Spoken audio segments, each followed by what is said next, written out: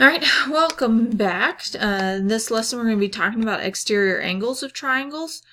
So exterior meaning outside. Some key words that we have.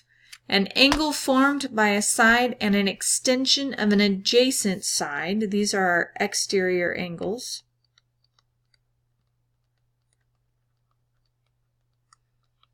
So what we mean by that is here's the side of the triangle, and then here I extended that side out. So all of these angle ones are exterior angles. There's an exterior angle. This is an exterior angle. This down here is an exterior angle. I could extend, well, not very well, but I can extend a ray that way, and this would be an exterior angle. So those are examples of exterior angles. And then the two non-adjacent interior angles, so in our case, angle 2 and angle 3, in each of these pictures, we call these the remote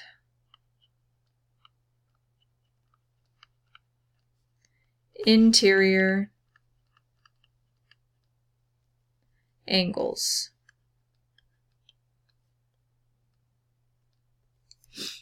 And so, again, they're inside, and they're not the adjacent angle to this angle. They are the two angles opposite of where our exterior angle is. Excuse me. So, why do we need these vocab? Because it connects with the theorem we're going to get to after this example. So, part A, which are exterior angles. So we've got a triangle here with 9 angles represented. So we want to find our exterior angles. So we need to find a side of the triangle with an extension. So we're going to look at these extension pieces that will help us find our exterior angles. 7 is not an exterior angle, and the reason is because its angle is created just from the side of the triangle. This extended out, but it's the extension of the same side. So 7's not an exterior angle. Yes, it's outside, but it doesn't fit the criterion. Whereas 8 is an side of one side of the triangle and the extension of a different side. And so angle 8 would be an exterior angle. And we come down here, and here's the side of our triangle and the extension. So that means angle 1. We said angle 8, so angle 1. And to continue, angle 2 is not, because it's just made from the two extensions. So that's not an exterior angle. Angle 3, here's our side of the triangle, and then the extension of another side. So angle 3 is an exterior angle. And we keep going. 4, 5, and 6 are all inside, so they're obviously not exterior. 9 is created by the side of the triangle and the extension of this side, so angle 9 is an exterior angle. So there could be a total, if we had done like with 1 and 3 here, we could have a total of 6 exterior angles if they are done, if they were to be done correctly. Anyway, moving on to B, name the remote interior angles for each exterior angle. So we don't have remote interior angles until we first start with an exterior angle. So I'm going to just start in order with angle 1. So looking at angle 1 here, I don't want the angle next to it. I want the two angles opposite this angle. And so that would be angle 5, and angle 6 would be our remote interior. So angle 5 and angle 6. Next is angle 3. And so when I look at angle 3, again, it's adjacent to angle 4, so it is also, its remote interior angles would be angle 5 and angle 6. Moving on to angle 8. 8 is up here. Its adjacent angle is 5, which means its remote interior angles are 4 and 6. So angle 4 and angle 6. And then looking at exterior angle number 9, its adjacent angle is 6. So its remote interiors are angles 4 and angle 5. So again, exterior angles have to be created from a side of the triangle and the extension, which is where these 4 came from. Looking at our exterior angle is how we determine what our remote interior angles, what our remote interior angles are located, and we're looking for the 2 angles that are not adjacent to our exterior angle. And then this last one is which exterior angles are congruent and explain. And those are going to be angles 1 is congruent to angle 3. And the reason is because, I mean, there's multiple ways to go about it, but basically they're vertical angles. So they are it helps if I could spell today. Vertical angles. And if you don't remember what vertical angles are, those are the angles that when 2 lines intersect, they're across from each other. And vertical angles are congruent. They are vertical angles which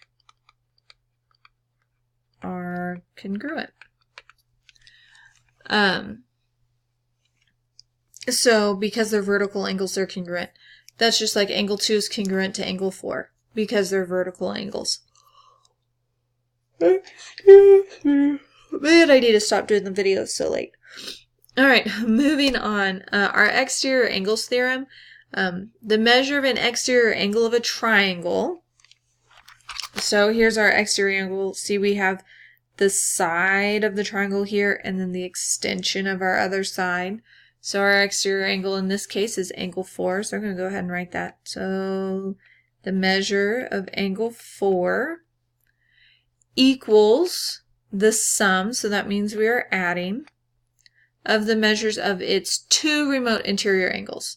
So if this is for our remote interior, going to be the 2 that are not adjacent. So that's going to be the measure of angle 1 plus the measure of, measure of angle 2. Now, if you want to know why this is, like why does that work? How did they come up with this? Well, we know from the last section by the triangle sum theorem,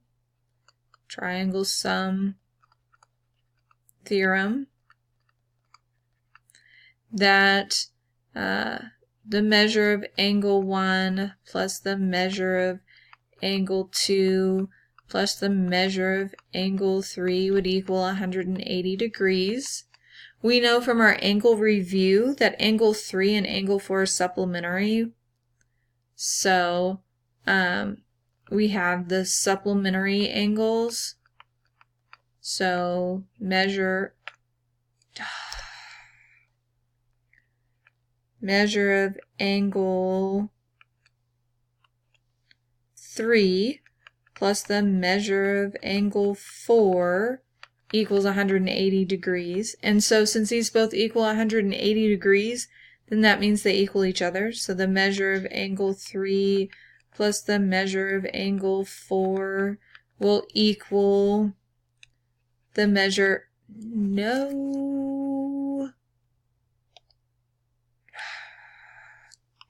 hate it when it does this to me, equals the measure of angle 1 plus the measure of angle 2 plus the measure of angle 3. And so from here, I have the measure of angle 3 on both sides. I'm going to combine them. So I'm going to subtract the measure of angle 3 from both sides. Why am I subtracting? Because It's positive over here, so to make it 0 on one side, I have to subtract. But what happens is it ends up becoming 0 on both. And so the measure of angle 4 is equal to the measure of angle 1 plus the measure of angle 2. And this is how mathematicians went about showing and figuring out that this exterior angle theorem works. So let's use it. We're going to find the missing angle. We're going to call this x, even though on here you maybe see that it's a 3. And so since that's my exterior angle, the exterior angle equals the two remote interior angles. So x equals 53 plus 61. And so 53 plus 61 is 114 degrees. So x would equal 114 degrees. That is this exterior angle. If for some reason you were to completely forget how to figure that out, this easy way, see, this seems much easier. The other way we could do it is 180 minus 53 minus 61. That'll give me this angle, but then I'm going to take 180 minus this angle to get this angle. So again, if we can remember the exterior angles theorem, it takes out a few steps. But both ways get us the same answer. All right, next one.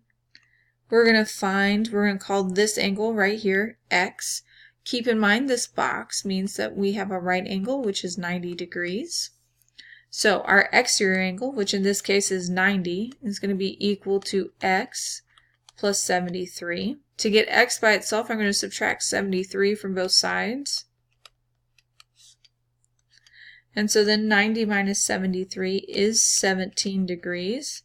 So 17 equals x. So this angle here is 17 degrees. It really is as simple as that. I'm just setting up the equation. I'm taking the picture, I'm taking the algebra or the numbers from it, I'm plugging it into an equation, and then I'm solving an equation. This is why it is important that we understand solving equations. Alright, so our last example for the chapter is example 4. Here we want to find the measure of angle 3, and we are given that measure of angle 1, 2, and 3 up in here are these expressions. So 26, 3x minus 2, and 5x minus 8.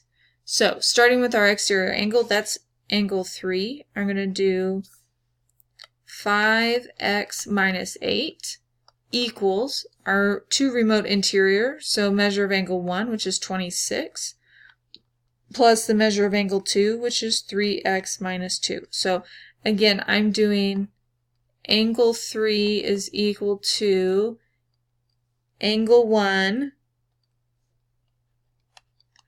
plus angle 2. From here, the 5x minus 8 is going to stay. I'm going to combine like terms. So 26 minus 2 is 24. So 24 plus 3x. I'm going to subtract 3x from both sides.